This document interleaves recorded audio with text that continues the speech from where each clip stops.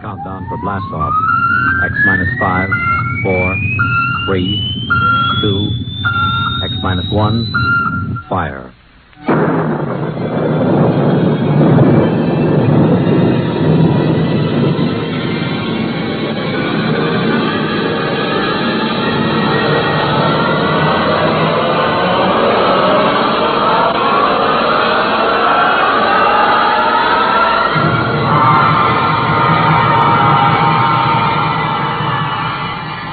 From the far horizons of the unknown come transcribed tales of new dimensions in time and space. These are stories of the future. Adventures in which you'll live in 1,000,000 could-be years on 1,000 maybe worlds. X minus 1.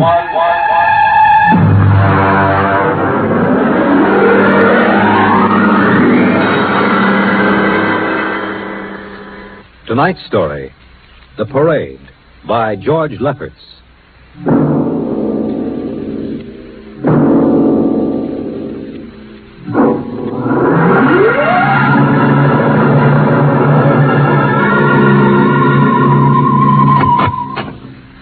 You are Mr. Sid Ryan? The same. My name is Lucia. I'm a Martian. Pleased to meet you, Mr. What was that again? A Martian. A Martian, eh? As in Orson Welles?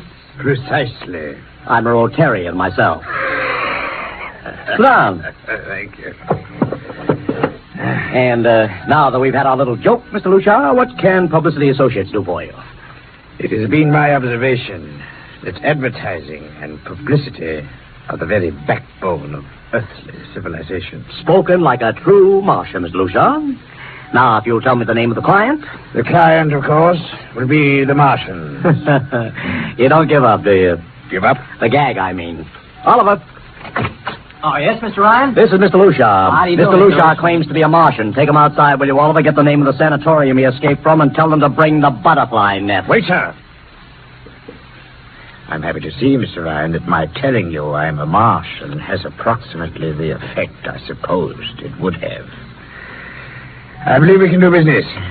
I have here the cash retainer for $5,000. Sit down, Mr. Lucia. Oliver, get the client a cigar. Yes, sir. No, the other box, Thank you, no. Well, now, what can I do for you, sir? I wish you to manage a publicity campaign. A very large, a very important campaign. Is the product established, or is it something brand new? Oh, something quite new. Now, what would you judge to be the most effective type of campaign? Well, if the client has a lot of dough to throw around, a suspense campaign is best. First, you place ads in the paper saying, watch this space. Then, about a week later, you run an ad saying XYZ or PDQ, and you get people guessing what it means. Then, finally, when you've teased them enough, you bust loose and unveil the product. Excellent. Very well, sir. We shall conduct a suspense campaign. Of course, in this kind of campaign, secrecy is very important. Once the name of the product leaks out, it spreads like wildfire, and the whole campaign is kerfloppo. Yes, quite so. Utmost secrecy. That's right.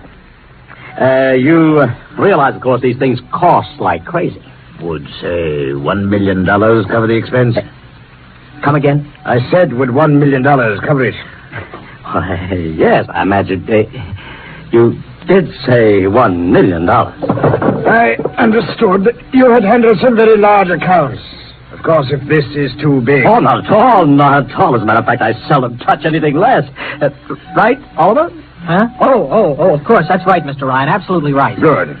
You will begin, then, by saturating the newspapers, the radio, streetcars, with a very simple statement. What's that? I shall write it for you.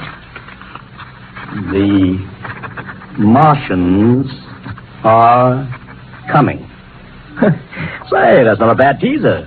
Got that, Oliver? Yes, sir. The next ad will read, June 1st is Martian Day. June 1st is Martian Day. What happens on June 1st? The parade takes place. What parade? I wish you to arrange a parade up Fifth Avenue. You mean like the Macy parade? Exactly. Except that the theme will be the world of tomorrow. the Martian world. My client would like it to be a gay affair. Balloons, clowns, pennants, pretty drum majorettes.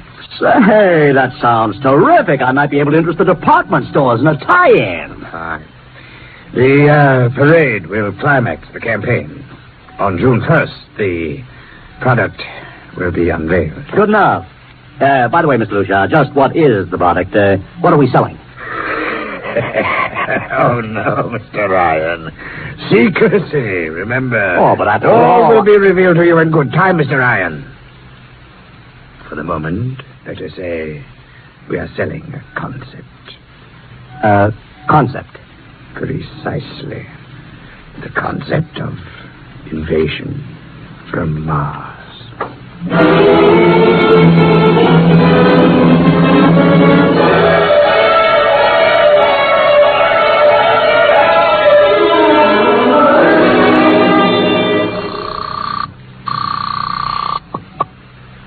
Benny Marcus, please. This is Benny. Benny, this is Sid Ryan over at Publicity Associates. Listen, Benny, how you fix for midgets?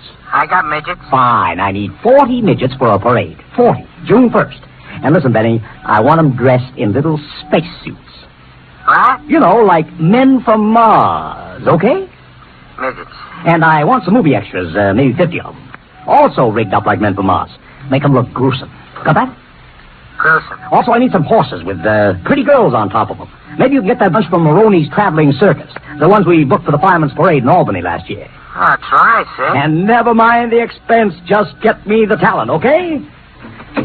I gotta hang up now. Call me back, Benny. How you doing, Oliver? Oh, fine, Mr. Ryan, just fine. We got full-page ads in all the dailies and 10-second spot announcements on every local station, but it's costing a fortune. The more it costs, the bigger our percentage.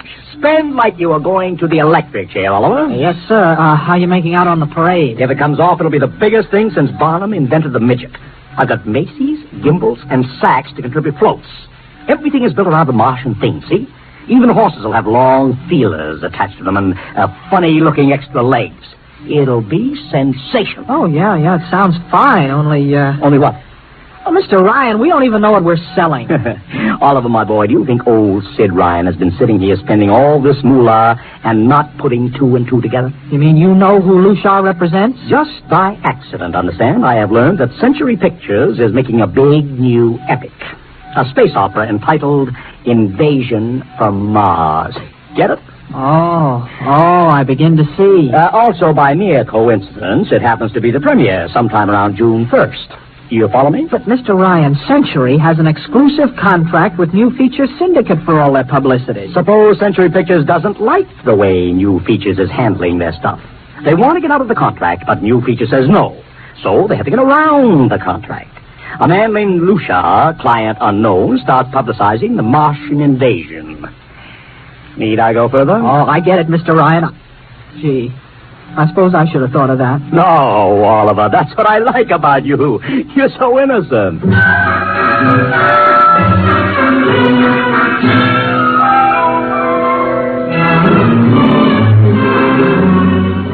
Let me talk to Commissioner Patrick, please. Sid Ryan. Hello? Commish? Sid Ryan. Oh, it's you. Well, what is it this time? If you want to drop a man off the Empire State Building into a teacup full of water, the answer is no. Also, we are not arresting any fan dancers. You know I don't handle fan dances. I want a permit for a parade, June 1st, 5th Avenue. It's a Sunday. There's no traffic. Oh, come now. Look, Ryan. Macy's gets a permit. Gimbals gets a permit. The American Legion gets a permit. The Sons of Erin march every time Morton Downey sings the Wearing the Green. Don't give me a hard time, Patrick. This is too big. I have the 5th Avenue Merchants Association behind me. Okay, Ryan. Fill out the forms. I'll pass them along to the license commissioner. That's my boy. Oh, by the way, what's the occasion? Oh, don't you read the papers, Patrick? June 1st is Martian Day.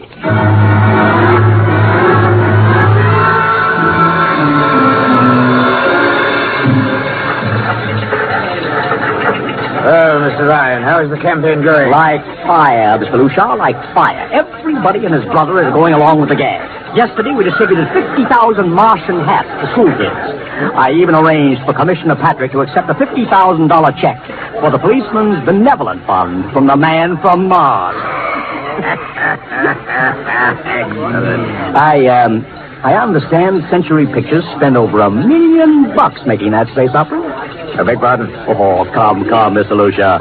Sid Ryan wasn't born yesterday, you know. I know who our client is, even if you don't admit it. You do? Always thinking that's me. Well, as long as you know, let's keep it to ourselves, shall we, Mr. Ryan? As you once remarked, when these things leak out, it destroys the surprise and ruins the effectiveness of the campaign.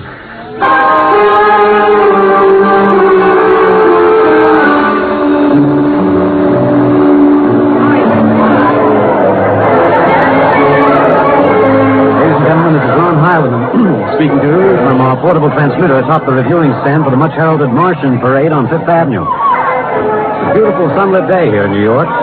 Perfect day for a parade. And the streets are packed with thousands of spectators, all eager to find out what this is all about. There's an air of shrill expectancy. Come over here! Okay, come all right. I just had word from Sol Brown at the Central Park Mall that the Martians have landed from big pink balloons. And while we're waiting here for the arrival of the parade, we brought some people up to our microphone to tell you their reactions to this spectacular affair. What's your name, madam? A little louder, please. Miss Ada Shackley. And where are you from, Mrs. Shackley? Columbus, Ohio. I see. And I see you have your family with you. Two little curly-headed boys. Are you in New York for your vacation? Yeah, we came for the Shriners Convention with their daddy. Well, Mama, what do you think of Martian Day, Mrs. Shackley? Well, it all seemed very strange to me, but the boys have been pestering me to watch it, so we've been standing here for 2 hours. I can't make head or tail of it. Well, neither can a lot of other people, Mrs. Shackley, but judging by the thousands here already, there's a lot of curiosity. Curiosity killed a cat. Let's hope not. Thank you, Mrs. Shackley. And now here they come, ladies and gentlemen. The first units of the big Martian Parade, swinging down Fifth Avenue. Fanfare, colored streamers, music, confetti, floats, all this passion to the Mardi Gras. Let's listen to the band for a minute.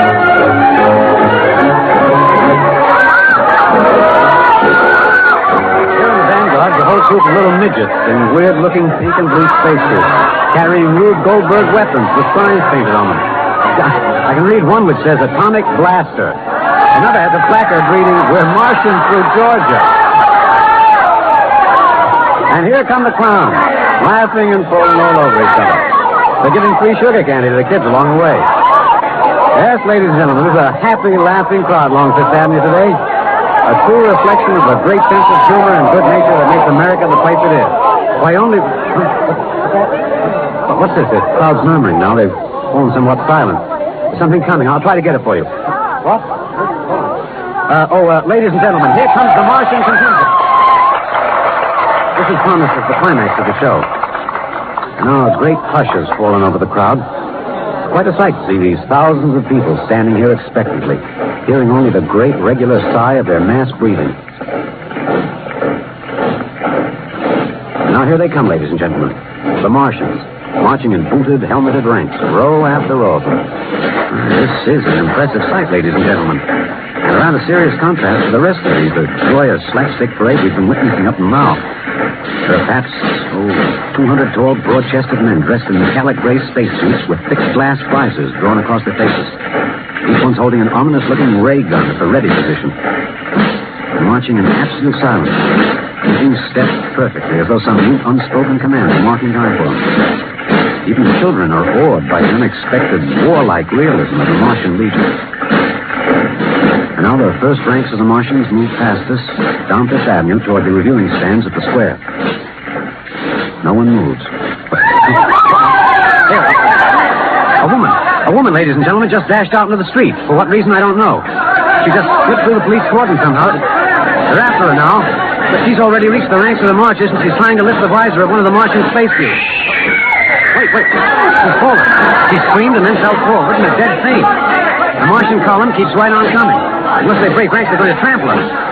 No. The policemen have got her now. They're dragging her away, out of the way. Trying to revive her now. What's that? All sorts of rumors have begun filtering back through the crowd. For some reason whispering that the woman's dead.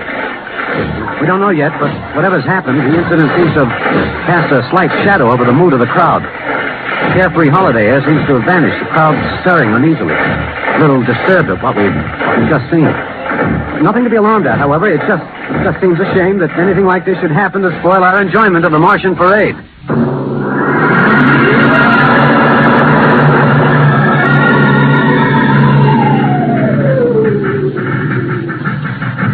Mr. Ryan, did you see that? A woman fainted. She ran out into the street to get a close look at the Martians, then she screamed and fainted dead away. I'm well aware of that, Oliver, since I paid her $50 to do it. What? The dramatic moment, Oliver. The stock and trade of the good publicity man. Relax. Holy smokes, you sure think of everything. For my share of this deal, roughly $100,000, I can afford to think of everything. Shut the window. Oh, okay, but don't you want to see the finish? We'll go down to the reviewing stand for the finish. Right now, I want to make a phone call. By the way, where's Lucia? I haven't seen it. Well, close the window, Oliver. Well, okay, Mr. Ryan.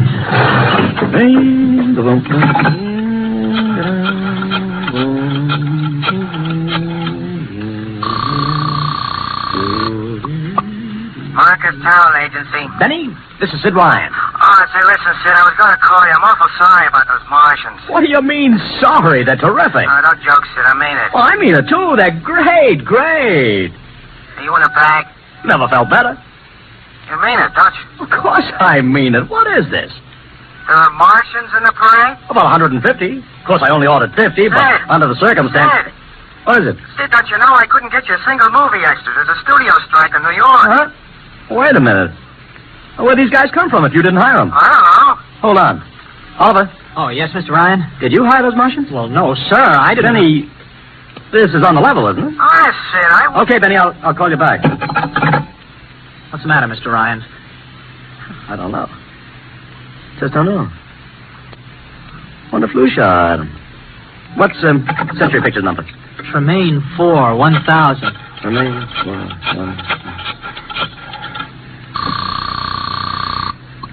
Century Pictures, the studio of the stars. give me Marty Sanford, your publicity director. One moment, please. Sanford. Marty, this is Sid Ryan. Oh, hello, Sid. How's it Fine. Listen, Marty, this is dead serious. On the level, get it? What's wrong? I've got to locate Lucia. Lou who? Lucia, come on now, Marty. This is life and death. The guy you sent over to hire me for the invasion picture. I haven't heard of a guy named Lucia.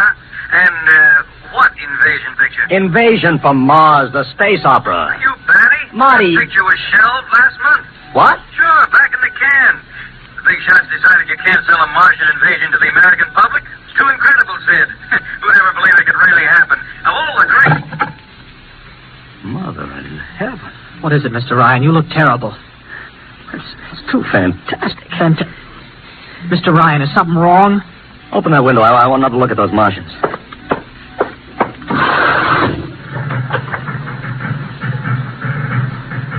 Look at them. Oliver, you were in the Army. Could 150 movie extras learn to march like that in, say, 24 hours? No. Not in 24 days, Mr. Ryan. Not a second's hesitation. Not one out of step. Look at the way they carry those ray guns at the ready. The only other time I've seen troops march like that was on a film of the Nazi SS troops marching through the streets of Paris. Mr. Ryan. Oliver, get down there. Find that woman who fainted. Her name's Gloria Montez. Get her up here. Make it fast.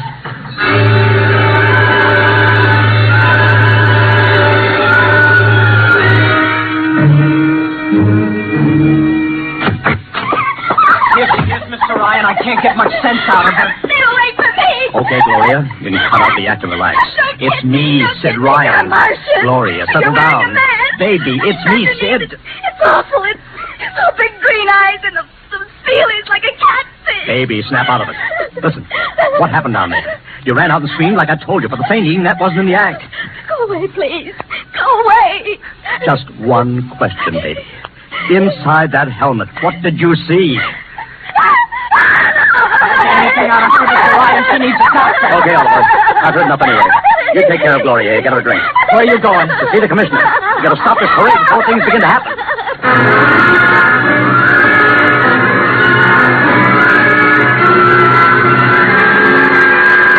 Okay, Ryan, what's the beef? Listen, Patrick, I don't know what it is, see, but something's wrong. You've got to stop that parade. I suppose you'd like the riot squad. That would get you a front page spread on every paper in town. Now, look, Ryan, I've got no time for your cheap publicity gags. I'm a busy man. Listen, I'm trying to tell you I don't know where those Martians came from, who they are, anything about them. Oh, Ryan, I'm wise to your tricks. Now, if you let the sergeant show you out... You won't do it, huh? An honest citizen appeals for protection and you refuse? I most emphatically do. Now, beat it. All right, Patrick. I'll go right to the mayor's office. I'll have you busted flatter than the fried egg. Go ahead. I'm sure His Honor will be glad to toss you out on that phony nickel-plated skull of yours.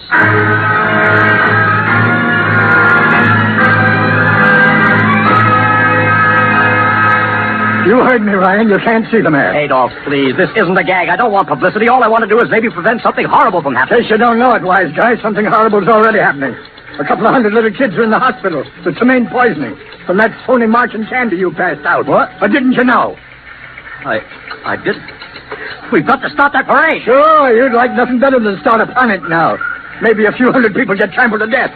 Think of the newspaper's face. That'd get you and your phony plot. I won't stand for this, Adolf. This may be a matter of life and death. Get out of here quick. It'll be your death. Go on, beat it. Get out. You and your publicity stunts make me sick to my stomach.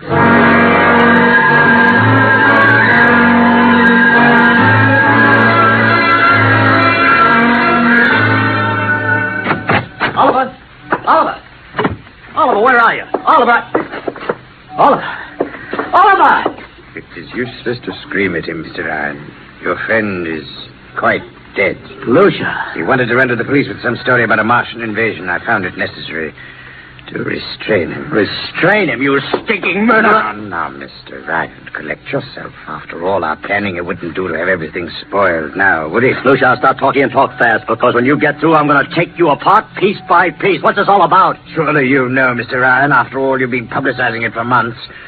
You see, before colonizing your planet, the Martian government sent some of us as scouts in advance, disguised as Earthmen, of course, to study your habits, your weaknesses. We found that the people on Earth are predominantly conditioned by advertising and publicity. And so we conceived the idea of treating our entire invasion as a vast publicity stunt. Clever, yes? After all, Mr. Ryan, who would suspect an invader who advertised his invasion in the newspaper, invited the public to a surprise attack, and spent millions publicizing his plans? Holy jumping. You've done very well, you see. Then there was no product. Ah, but there is a product. The product is death. What are you trying, Lucia? We Martians are a humane people, Mr. Ryan. We do not like to destroy thousands where a few hundred will suffice. In exactly 2 minutes, our troops will treat the world to a spectacle of death, which will bring the rest of your planet to its knees in horror. Nations will clamor to surrender. Perhaps, Mr. Lucia, but not if I can help it. No!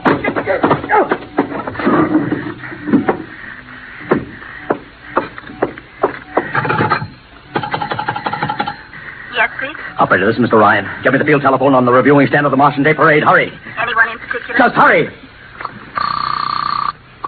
Reviewing stand. Hello? Get me Commissioner Patrick. Hello? Hello. You have to talk louder. I want Commissioner Patrick.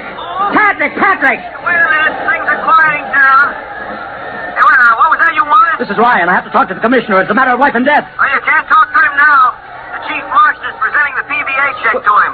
The Martians are going to fire a salute. Listen, you got to stop him. What? Stop him! Sorry, Mr. Ryan. I can't. You idiot! The worst is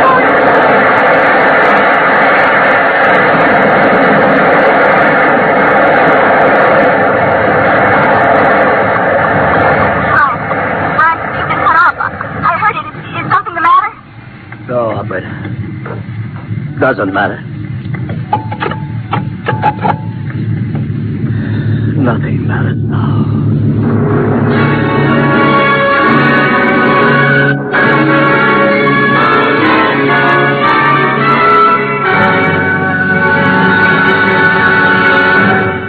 Tonight by transcription, X-1 has brought you The Parade, written by George Lefferts. Featured in the cast were Joseph Curtin as Ryan, Barry Kroger as Luchar, Alexander Scourby as Ron Heilman. Music by Albert Behrman. X-1 was produced by Van Woodward and directed by Edward King. Fred Collins speaking. X-1 is an NBC Radio Network production.